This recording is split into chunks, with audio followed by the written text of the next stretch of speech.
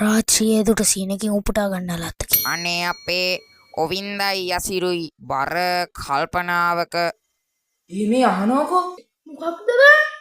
අපේ මැඩම් කිව්වනේ එක රටකින් තව රටක ප්ලේන් එකක් යන විදිය යනවා ටැග් එකක් දෙනවා කියලා. මට නම් ඒ ටැග් කොහොම හරි ගන්න ඕනේ. ඉතින් ලේසියිනේ. හරි උත්තරේ දෙන්න. මම උත්තරේ දන්නේ නැහැ නේ ඉතින්. එහෙම සීට් පොන්න නැද්ද?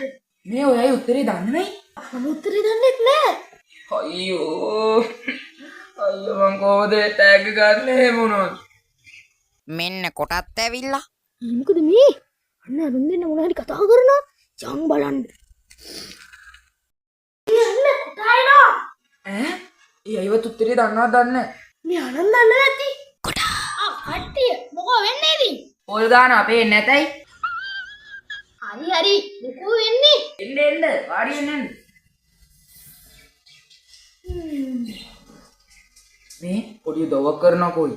ජී මොකක්ද? අයියෝ ඕකද ප්‍රශ්නේ. ඕක මහ දෙයක් ඈ. ඔය ප්ලේන් වලට පුළුවන් උඩට නගන්නයි පල්ලෙහාට බස්සන්නයි විතරයි. ඕවට ඊට වඩා දෙයක් බෑ. ඔය ප්ලේන් එක උඩට නැග්ගුවාට පස්සේ අපේ පෘථිවිය කැරගෙනවනේ. ඒකට කියන්නේ භ්‍රමණය වෙනවා. ඔය භ්‍රමණය වෙන එක පෙන්නුවාට පස්සේ තමයි අපිට ඔය ප්ලේන් යනවා වගේ පේන්නේ. පෘථිවිය භ්‍රමණය වෙනවා කිව්වේ? අයියෝ උඹලා ඉතින් ඕක දන්න එකක් ඈ. උඹලා හැමදාම භූගෝලය විද්‍යාවයි පීරියඩ් කට් කරනවනේ. මේක මෙහෙමයි වෙන්නේ. උදාහරණයක් විදියට ගත්තොත් මෙහෙ කටුනායකින් ප්ලේන් එක උඩට නගලා ඒ කටුනායක හම්බෙනකම් භ්‍රමණය වෙනකම් ඉඳලා ඒ කටුනායක හම්බුනහම ලස්සනට ප්ලේන් එක බානවා. උතනින් එහාට දෙයක් නැහැ. සරලයි ලේසි පාසුයි කාර්යක්ෂම.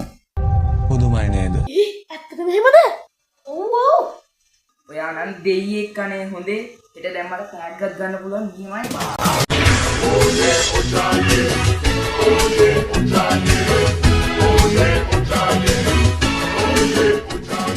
මෙවැනි පචමිත්‍රයෙන් ඇසුරු කිරීමෙන් වලකි.